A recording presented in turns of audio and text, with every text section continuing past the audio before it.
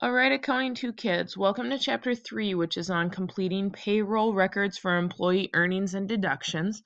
This again is going to be quite similar to our Chapter 12 from Accounting 1. However, we do have a few new things to talk about, so hopefully it's a good mix of review and then some new information for you. So in this lesson, we're going to talk about explaining how employees are paid, calculating employee earnings, and then also preparing some payroll reports. So when it comes to paying employees, we know from our previous chapters in Accounting 1 that employees are one of the most valuable elements of any business. And so in order for them to operate successfully, they have to have competent employees. And so you hire an employee with the assumption that they're going to do good work for you. In exchange, you're going to pay them some money, some sort of money. There's two ways that employees can be paid. They can either be paid hourly, which is referred to as for as many hours as they work, they get paid a set amount per hour. That's called a wage. Otherwise, they can be paid in a fixed annual sum that then gets divided up over the pay period. So whether you get paid monthly, bi-weekly, twice a month, or every week, whatever it happens to be, you divide that by your salary amount. Now, our federal, state, and local laws, they all require businesses to make sure that they keep very accurate records of the payments to their employees. Clearly, when you're dealing with money and people's lives depend on the money that they're making from their job, they pay very close attention to it. So as a business, you have to make sure that the people in your payroll department know what they're doing. So we maintain payroll records for the entire business, but we also maintain them for each employee as well. So clearly, the more employees you have, the more cumbersome this task becomes. So we pay attention to what we refer to as pay periods, and this is either the number of days, week, or weeks. It could be even months that an employee's paycheck covers. So again, you could be paid weekly, you could be paid bi-weekly, which is, bi-monthly, which is twice a month. You could be paid bi-weekly, which is every 2 weeks, or you could be paid once a month. And then the total amount earned by all employees, and note that that says all employees. So when we refer to payroll, what we're referring to is the total amount that gets paid to all of our employees, whether you have 2 employees or whether you have 2,000 employees. We refer to that amount as payroll.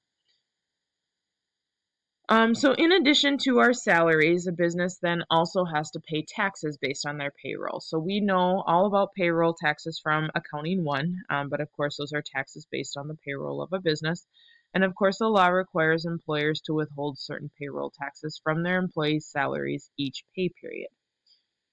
Now, remember that anytime we withhold payroll taxes, those are technically liabilities for us until we pay them to the government. And so we need to make sure that we keep good, accurate records of those. We also have to keep accurate records for our employees because they use that information to file their own taxes, which, remember, those forms we return to our employees are called W-2 forms. We have to provide them by January 31st so that they're able to do their taxes.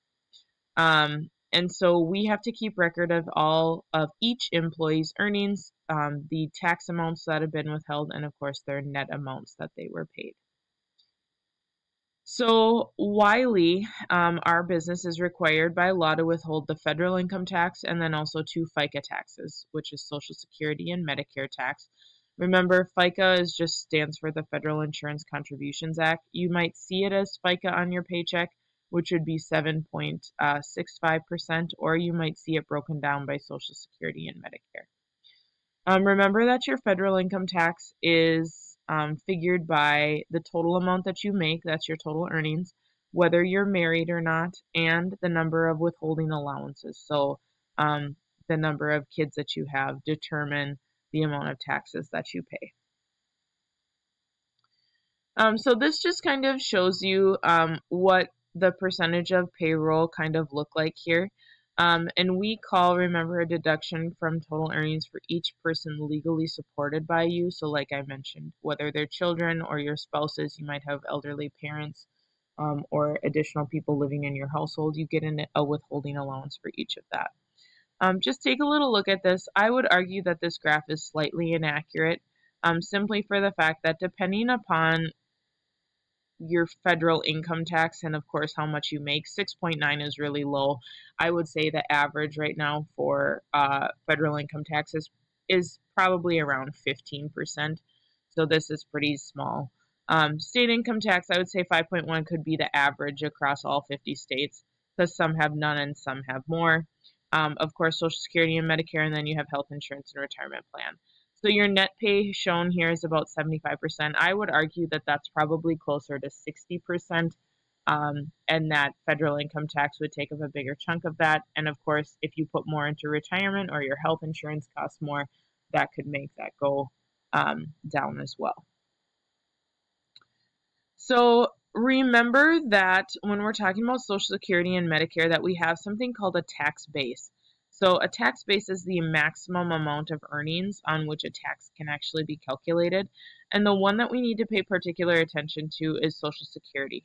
So remember, the Social Security rate is 6.2% of your total earnings, up to a maximum of $113,700 in a calendar year.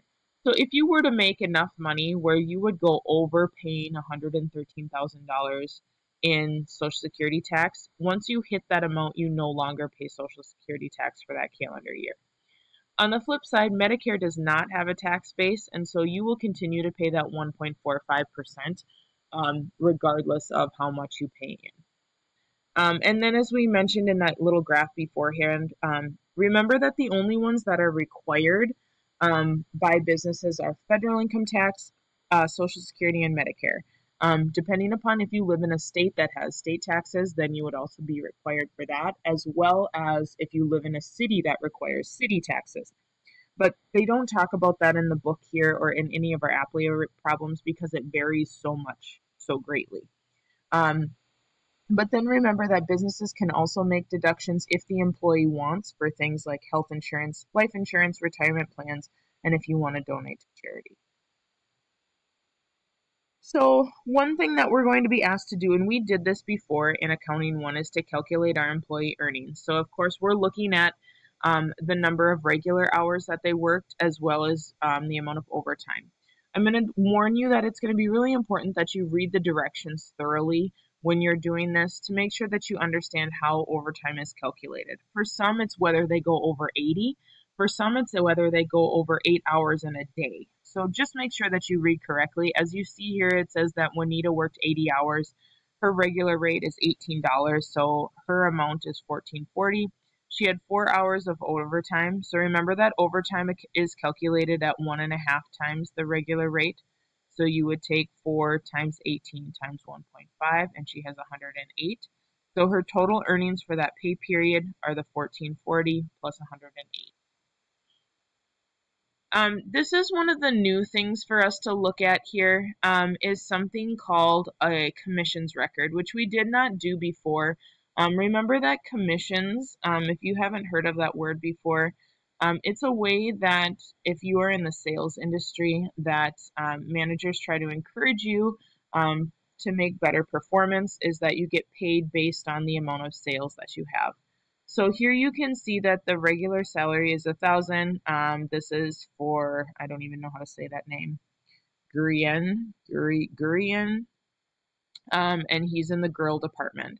So what they do is they calculate the total sales for the month for grills and furniture, and then they take out any sales discounts and the sales returns and allowances, so you get a total reduction in sales. So we get down to our net sales here, and that's important, and we take that times our commissions rate, which for them it happens to be 3% on grills and 5% on furniture. So then that will calculate out their commission that they received. So this, what they're talking about here, is this is the total amount of sales that Grienne made, and same for furniture. So each person would have their own. It's why a lot of times when you go to the store, they'll ask if anybody helped you that day. And that's what they're recording, is whether or not who made the sale to you, essentially. Okay, so then let's talk about doing our payroll register, as all of these lovely little things are going to start to come in here. when we are doing a payroll register, remember that this is an accounting form that summarizes the earnings, deductions, and net pay for all employees. So you're going to notice all of our employees' names going down here, along with all of their regular rates of overtime, or excuse me, regular rates of pay, if they were paid overtime, and whether or not they were paid commission. And then they also have their total amount in here. The other thing that they're mentioning here is that you have all of the information for their personnel records. So first name, last name, whether they're married or single, and then of course the number of allowances, because we're going to need to know that to calculate our income tax.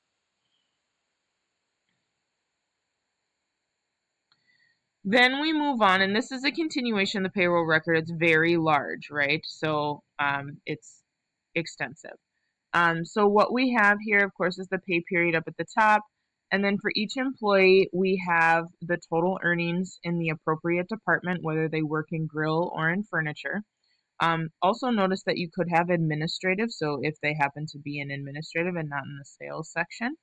And then, of course, we have all of our payroll deductions. So federal income tax, state income tax, Social Security, Medicare, health insurance, and retirement. Oofda, lots of stuff. And of course, we total.